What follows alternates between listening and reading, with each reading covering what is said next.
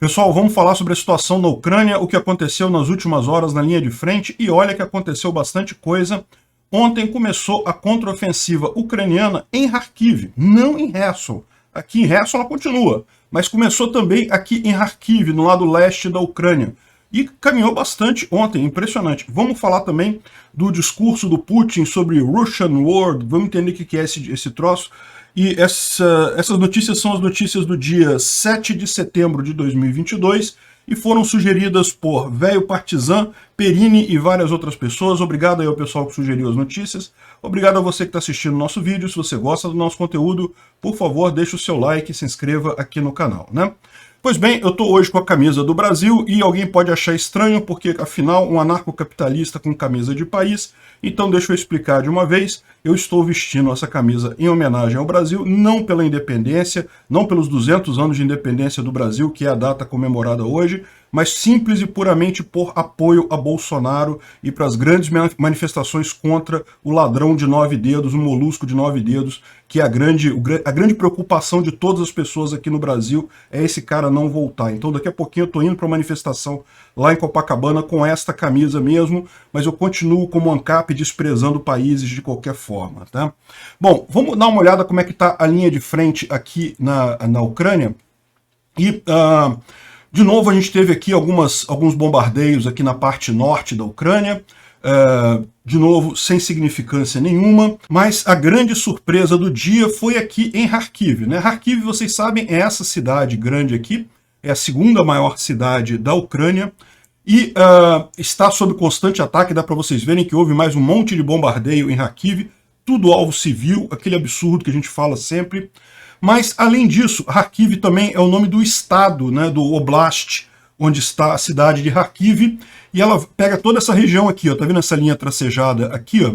Tudo que tá para cá é também de Kharkiv, não é da cidade, é do estado, do Oblast de Kharkiv. Já houve uma contraofensiva ucraniana na região de Kharkiv, mais no início dessa segunda fase, lá por volta do final de abril, início de maio, que foi a época em que retomou essa área toda que está marcada como cinza aqui, né? Essa área marcada como cinza aqui, próximo à cidade de Kharkiv, já foi tomada totalmente pelos russos e os ucranianos fizeram uma contraofensiva e retomaram toda essa área aqui. Só que agora eles estão fazendo uma contraofensiva em outra direção. Vocês sabem, o grosso das forças russas está em Izium, essa cidade aqui que fica no Oblast de Kharkiv e que dá apoio para toda essa ofensiva russa nessa região aqui, né? A ideia russa era partir de Izium para tomar Sloviansk e Kramatorsk, que são duas cidades que ficam no Oblast de Donetsk, que em tese faz parte daquela, entre aspas, repúblicas separatistas, né, que o pessoal inventou para justificar essa invasão russa aqui. Então, embora Izium fique em Kharkiv, a ideia era partir daqui para tomar Sloviansk e Kramatorsk. Isso está ficando cada vez mais distante, né? A gente teve ontem uma série de ações ucranianas nessa região aqui, ó. Toda essa área aqui que você está vendo, inclusive Balaklia, foi tomada pelos ucranianos já, inclusive aqui e mais adiante aqui também Semenivka. Os ucranianos já estão aqui andando em direção a Shevchenkov. Em direção a Shevchenkov, os ucranianos já estão avançando aqui nessa direção, né? E aqui também a cidade já foi tomada pelos ucranianos. Vamos entender isso direitinho. Primeira coisa, uma visão interessante aqui de um Su-25 russo que foi abatido pelos ucranianos nessa região, em Yolokov Yar. Aqui ó, dá para ver ele tendo dificuldade aqui, ó, soltando fumaça, e acabou caindo. É verdade que no vídeo não dá para ter certeza, porque pode ser que ele tenha soltado fumaça de dispersor, né, daquele negócio de enganar, e tenha conseguido fugir, mas não, a gente tem a confirmação em Telegram russo dizendo que sim, ele caiu, o avião. Mas que o que o Telegram russo está falando é que o piloto conseguiu ser resgatado por forças russas, né? Estão justamente nessa região aqui de Yolokivvar, né? Que estava em disputa isso aqui ontem, mas os ucranianos já tomaram essa cidade, tá? Então aqui a gente tem os ucranianos em Balaklia. Balaklia é essa cidade aqui, ó. Essa cidade é uma cidade grande. É um ponto grande aqui dos russos, era uma central para defender toda essa área aqui. E a situação é a seguinte, parece que os ucranianos já tomaram praticamente toda a cidade, mas existem alguns focos de resistência russos por aqui.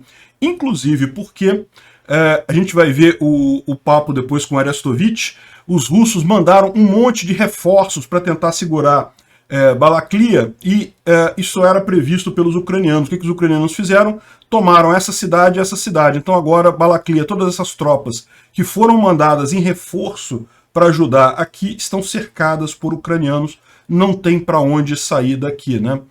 Ainda tem lugares na cidade de Balaklia que estão tomados pelos russos, mas os ucranianos já tomaram a maior parte da cidade, né?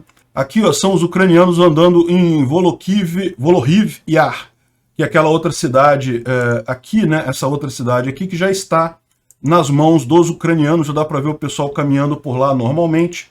E aqui os Telegram russos estão todos desesperados. Tá todo mundo em pânico, todo mundo falando coisa desencontrada, desesperado. Esse aqui é um Telegram russo falando isso aqui, ó, tá traduzido aqui, ó. Volohov Yar Semenova under the Nazis, né? Nazis, eu não preciso dizer para você, é como os russos chamam os ucranianos. E eles estão movendo para Shevchenko, como a gente falou, essa é a ideia.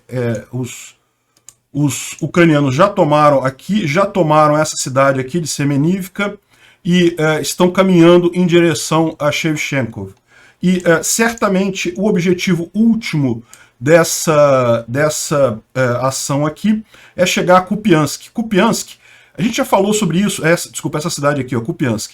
Repara como é que ela forma um hub. Todas as linhas de trem e rodovias que chegam da Rússia, né? Aqui já é a fronteira da Ucrânia e da Rússia, tem várias rodovias, várias ferrovias aqui. Tudo chega em Kupiansk e daqui vai para outras cidades, inclusive abastece boa parte da frente de batalha russa aqui na região leste, né? Então, muito provavelmente, o objetivo dessa contraofensiva aqui é tomar Kupiansk. Repara como é que foi interessante a estratégia ucraniana nessa história. Os ucranianos estão andando muito rápido aqui. Se você olhar aqui, o pessoal está desesperado. O Starship Edge Channel fala que não apenas Balaklia está circulada, né, ou seja, os ucranianos já circularam as forças lá, mas também tomaram Volohriv Yar e vão chegar em Kupiansk. E aqui eles estão falando que os ucranianos aumentaram o uso de HIMARS nas últimas semanas em Izium, Kupiansk e outras áreas, dizendo que isso não foi uma coisa de espontânea, não, estava sendo planejado. Eles planejaram essa contraofensiva em Kharkiv. Ninguém estava sabendo, a gente não falou nada de contraofensiva em Kharkiv, não sabíamos que havia esse planejamento. Repara a estratégia ucraniana, aquilo que a gente falou, né? Eles falaram que iam atacar em Kherson, os russos mandaram as melhores tropas para Kherson. Por que os ucranianos falaram que iriam atacar ali? Porque ali é o ambiente, é o terreno melhor para os ucranianos. Então agora eles estão lutando lá em Kherson também, estão avançando em Kherson também, e pegando as melhores tropas russas na pior condição possível. Ao passo que aqui nessa região ficaram tropas muito menos, como é que eu vou dizer, muito menos badaladas, muito menos experientes, né? Eles estão culpando essa perda de Balaklia na Rosguardia. Rosguardia é guarda civil russo, é guarda militar, polícia militar russa lá em Moscou. Ou seja, estão especializados em conter tumulto em cidade, esse tipo de coisa. Eles não são experientes em guarda, em combate militar aberto, como é o caso aqui. E realmente os ucranianos entraram com tudo aqui. Segundo eles, aqui está dizendo aqui na tradução ali, ó, que olha só, eles têm soldados para isso, é uma força muito grande. Ou seja, aqui, ó, eles têm força para isso, o pessoal tem dito isso, estavam preparando essa contraofensiva já há muito tempo. E repara, é aquilo que eu falo, ninguém fala que vai fazer contraofensiva. Uma contraofensiva de surpresa como essa é muito melhor, pegou os russos desprevenidos, pegou poucas tropas ali, os ucranianos chegaram já avançando. Em um dia, eles já estão chegando aqui em Shevchenko. Ou seja, um dia só de ataque eles já avançaram muito, porque pegaram os russos desprevenidos. Por que os ucranianos avisaram que iam atacar em Kherson? Porque eles queriam atrair as tropas russas para lá, para lutar no melhor terreno possível, né? Excelente jogada deles. Esse daqui é justamente a reportagem com o Alexei Arestovich, que é um consultor ucraniano, e ele faz algumas lives lá em ucraniano falando sobre a situação, e como ele tem algumas informações um pouco mais internas do que a gente, ele, lógico, também não vai falar nenhum segredo de Estado aqui, mas ele tem algumas informações interessantes, né? Então, ele está falando justamente sobre a situação em Balaklia, é o grande assunto do momento.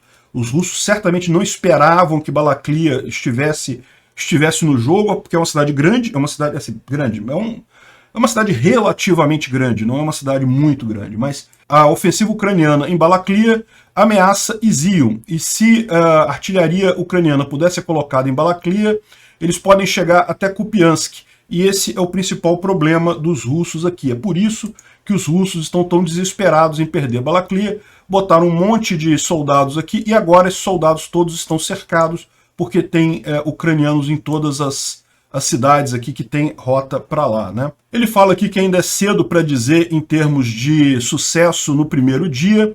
É esperado que os russos vão tentar montar um contra-ataque, ou no caso seria um contra-contra-ataque, mas enfim. No entanto, tomar a cidade num único dia é um sucesso, já que levou os russos várias semanas para tomarem cidades do tamanho equivalente.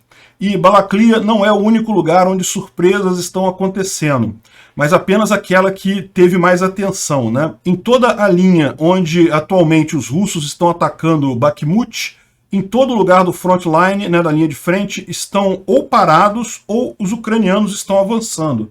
Eu falei isso para vocês, eu contei essa história para vocês já há alguns dias, que aqui, por exemplo, aqui é Bakhmut, né?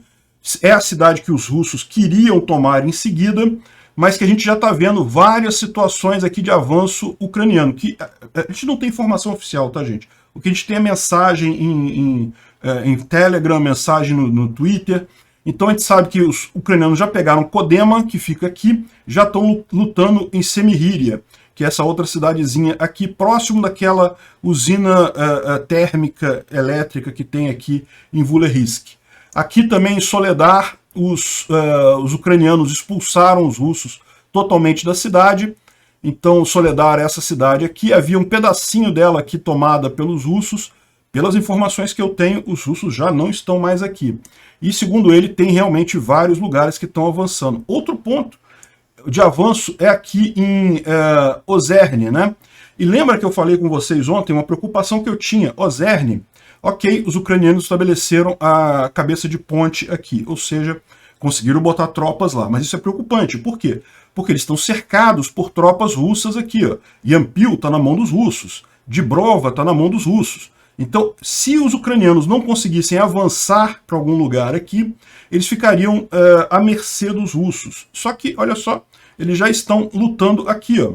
Stary Karavan é uma cidadezinha aqui próximo a Lima. Eu falei para vocês, o objetivo dessa entrada aqui é retomar Lima. E por que eles querem retomar Lima? Justamente para tirar Sloviansk da linha de fogo mais direta dos russos. Então, ou seja, um bom sinal que os ucranianos não estão parados ali em Ozerne, eles estão de fato avançando em direção a Lima. E mostra mais uma vez, a contraofensiva não é só em Kherson, não é só em Kharkiv, não. É em toda a linha de frente, em vários lugares, os ucranianos estão avançando, né? E aqui ele fala, a única área em que as ações ofensivas não estão acontecendo é em Zaporizhia, mas os HIMARS e a artilharia estão fazendo ataques ali. Depois a gente vai falar mais sobre isso, porque tem surpresa aqui também.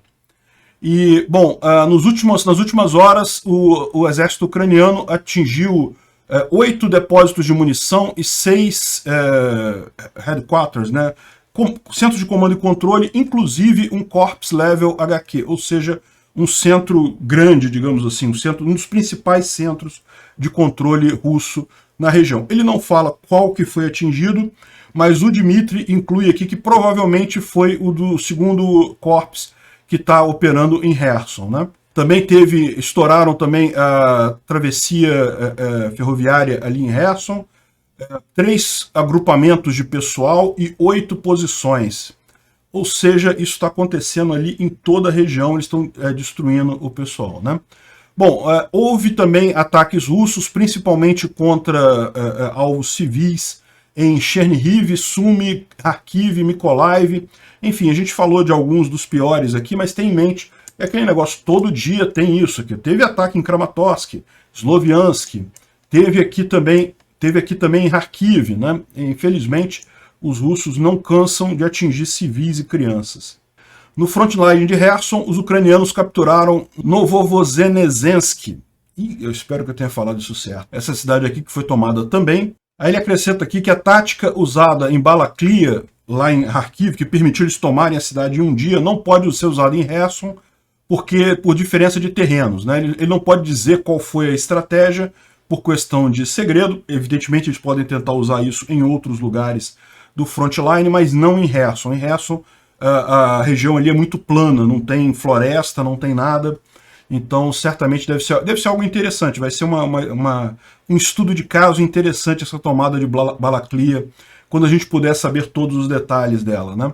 Outra coisa que ele fala é que, com relação à compra de drones iranianos e artilharia norte-coreana, tudo que a gente sabe é que a Rússia tentou comprar, pediu para comprar, mas não sabemos se receberam ainda, segundo a versão dele, né?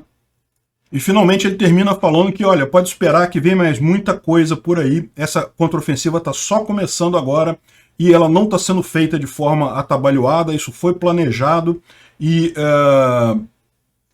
ele fala também do relatório da IAEA, que é a questão da usina nuclear de Zaporizhzhia, a gente vai falar sobre isso mais adiante também, né? Coisas surpreendentes, né? E agora, o mais engraçado é ver os Telegram russos, né? Porque os ucranianos não dão informações, mas os russos dão aqui.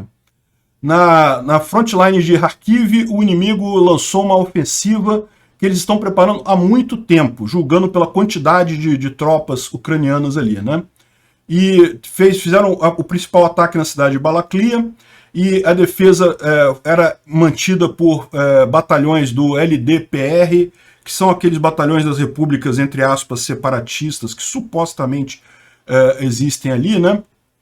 Então eles falharam, e havia também unidades da Rosguardia, também localizada no segundo aquelão, que também não conseguiram segurar a cidade. Sobraram algumas pessoas ali, e aí estão falando que não, que tem muito falta de treinamento, estão culpando o comando do exército pelas falhas, né? Mas é aquilo, é o que eu estou falando para vocês, foi a estratégia ucraniana. Eles chamaram o pessoal mais capacitado todo lá para a frente de Kherson, e agora estão atacando aqui, né? Aqui ó, tem dezenas de canais russos de Telegram falando sobre, olha só, não há pânico, não tem pânico. Esse monte de gente falando que não tem pânico na frente russa, é sinal de que tem pânico na frente russa, né? Eu não vou dizer que tenha em toda a frente russa, mas certamente o pessoal em Kharkiv foi pego de surpresa, não esperava esse tipo de coisa. Acabou de sair uma notícia aqui que um coronel foi capturado pelos militares ucranianos aqui nessa invasão, que está acontecendo nesse momento. Eu estou gravando isso daqui, é por volta de 7h30 aqui no Rio de Janeiro, 7h30 da manhã. Lá em Kharkiv deve ser por volta de 1h30 da tarde, 1h30 da tarde. Então está acontecendo aqui, acabaram de capturar um coronel russo nessa região, né? Se todo mundo começa a gritar, não tem pânico, ninguém está em pânico, não estamos em pânico, né? Aí é que está em pânico mesmo, né? Isso que dá a impressão. E alguns Telegrams falam que realmente está havendo um nível sério de desespero entre as tropas russas na área. Ou seja, são tropas inexperientes, tropas não foram treinadas para esse tipo de guerra. Os russos não imaginavam que os ucranianos pudessem abrir contraofensiva em mais de uma área, então botaram todo mundo lá em Kherson e agora estão com um problema. O Trent Telenko, ele lembra aqui uma coisa importante, que essas duas contraofensivas estão sendo feitas de forma incremental, para minimizar perdas ucranianas. É aquele negócio, quem ataca sempre acaba perdendo mais do que quem defende, mas pelo visto os ucranianos estão tomando todo o cuidado possível para ter o mínimo de perdas possíveis nesses ataques. Me parece ser uma coisa muito inteligente no final das contas. Então, realmente, outra coisa que ele fala aqui, que também estão sendo planejadas para evitar a concentração de forças no mesmo lugar. Por que isso? Porque eles sabem que os russos têm armas nucleares táticas, né? Os russos poderiam usar uma arma nuclear tática se houver um grande agrupamento de tropas ucranianas numa determinada região. Então os ucranianos também estão tomando cuidado de fazer isso de forma difusa e incremental. Bom, saindo lá da ofensiva de Kharkiv, o comandante da região lá de Berdyansk, comandante da cidade ocupada pela Rússia de Berdyansk, ele foi alvo de uma bomba no carro, não sobrou muita coisa do cara, parece que ele chegou a ser levado para o hospital, mas felizmente não conseguiram salvar ele, né? Ele foi hospitalizado em condições sérias, mas a gente já tem informação de que ele já foi abraçar Satanás lá. Bom, a gente já falou sobre isso ontem, não falou? Agora eu fiquei na dúvida, eu não lembro. Bom, de qualquer forma, só para complementar aqui, a ponte férrea na represa de Nova Kakhovka acabou de ser totalmente destruída. Isso é uma boa notícia, né? Ainda havia a impressão que dava para passar um trem ali, talvez, naquele espaço. Estava tudo comprometido, mas poderia alguma coisa. Agora, pelo que a gente vê aqui, ó, já está totalmente no fundo do mar aqui a ponte nessa região. Tá vendo aqui? Antes ainda tinha uma passagenzinha aqui na linha férrea, os carros, né, a rodovia já tinha caído, mas a linha férrea ainda estava aqui e agora já caiu tudo. Aqui os ucranianos botando a bandeira em Novovozensk, na região de Kherson. Ainda não há comunicado oficial, mas a essa altura já está todo mundo sabendo, né? Novovozensk, a gente já mostrou, é aqui no norte da região de Kharkiv, né? Agora, outro Telegram russo falando aqui, ó, o inimigo está preparando outro ataque. Eu suspeito que na região de Zaporizhia, dada a acumulação de tropas e carros armados do exército ucraniano, eu imagino que eles vão tentar atravessar em Vuhledar. Então vão tentar atingir com um tridente em 3 direções ao mesmo tempo, né? Melitopol, Volnovanka e Enerhodar. Ou seja, o que eles estão querendo dizer? Aqui, lembra que a gente falou que tem ofensiva em Kherson, tem ofensiva em Kharkiv, tem ofensiva aqui em Donbás. O único lugar que não está tendo ofensiva é aqui em Zaporizhia. Ou seja, o que ele está dizendo aqui é que eles devem fazer alguma coisa a oeste de Vuhledar. Aqui, ó, Vuhledar é essa cidade aqui, ó, essa cidadezinha. Então, provavelmente, os ucranianos estão reforçando a oeste dela. Então, é possível que eles... o problema é que a oeste dela pode ser qualquer coisa aqui, né? Enfim. Mas a ideia dele é que justamente eles vão entrar aqui e vão tentar interceptar essa ligação aqui entre o Donbás e o sul da Ucrânia, visando Melitopol e até Enerhodar, né? Até a usina elétrica aqui. Pode ser o objetivo dos ucranianos, né? Eu sempre suspeitei, na verdade, eu confesso que me pegou de surpresa esse avanço aqui em Kharkiv, porque eu sempre imaginei que, na verdade, o grande interesse seria aqui em Zaporizhia, né? A grande ofensiva oculta ucraniana fosse aqui. Talvez a gente ainda vá ver essa ofensiva aí, né?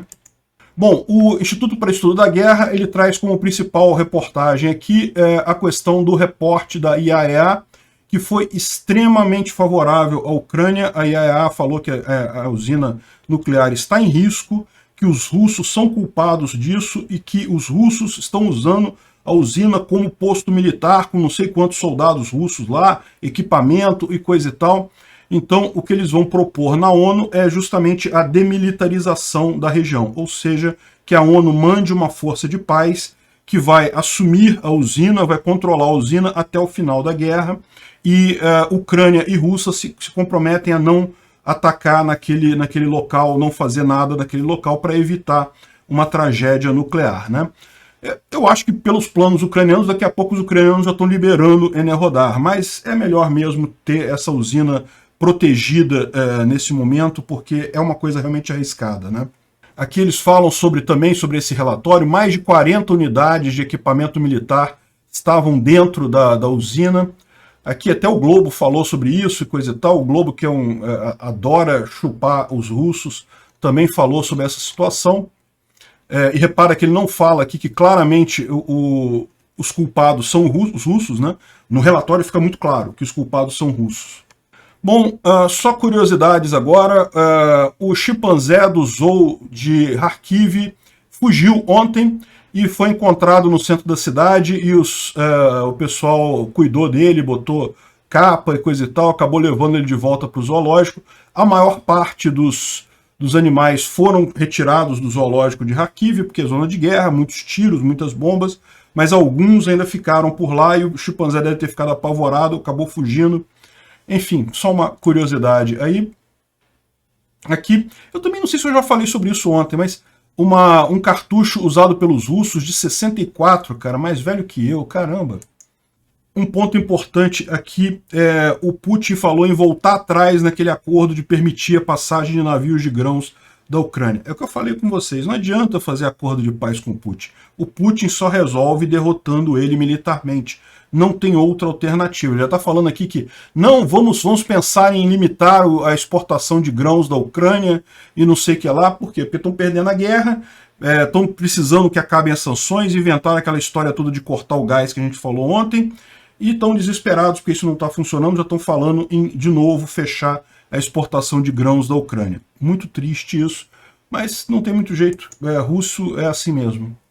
E ontem também o Putin falou sobre a doutrina de preservar Russian World, o mundo russo. O que ele diz aqui, o que ele diz basicamente nessa doutrina é que a Rússia se reserva o direito de intervir em qualquer país que existam pessoas que falem russo. Isso é um problema, tá? Porque você tem vários países, na Europa inclusive, que falam russo, né? Que tem população que fala russo. As repúblicas bálticas aqui, todas elas têm populações que falam russo. A Polônia tem população que fala russo. A Tchequia tem população que fala russo. Hungria, Eslováquia, Romênia, todo mundo ali tem pelo menos alguma população que fala russo, mas não só aqui. Se você vier para cá também, Geórgia, Azerbaijão, Armênia, Uzbequistão, Turkmenistão, Kirguistão, Cazaquistão, todos eles têm grandes populações russas que vêm justamente da época em que a Rússia, para tentar se impor na região, tirava populações locais e mandava para a Sibéria e mandava populações russas para lá, né? Então, ou seja, o Putin está realmente deixando claro o sonho imperialista dele. Tenha em mente que isso daqui é uma besteira, coisa do desespero do cara. O cara realmente já não está mais falando coisa com coisa. Ele não está conseguindo nem tirar as tropas dele em segurança da Ucrânia, quanto mais tentar invadir país da Europa. Esse cara está viajando já, né? Bom, gente, ficou grande esse vídeo. Eu ia falar mais algumas coisas aqui, mas eu vou deixar para falar em outros vídeos. Obrigado por assistir o vídeo até o final. Além de curtir, compartilhar e se inscrever no canal, considere se tornar patrocinador com valores a partir de R$ 1,99. Clique no botão Seja Membro abaixo para saber as condições e vantagens de patrocinar o canal. Mais informações sobre o nosso projeto, visite nossos sites indicados na tela.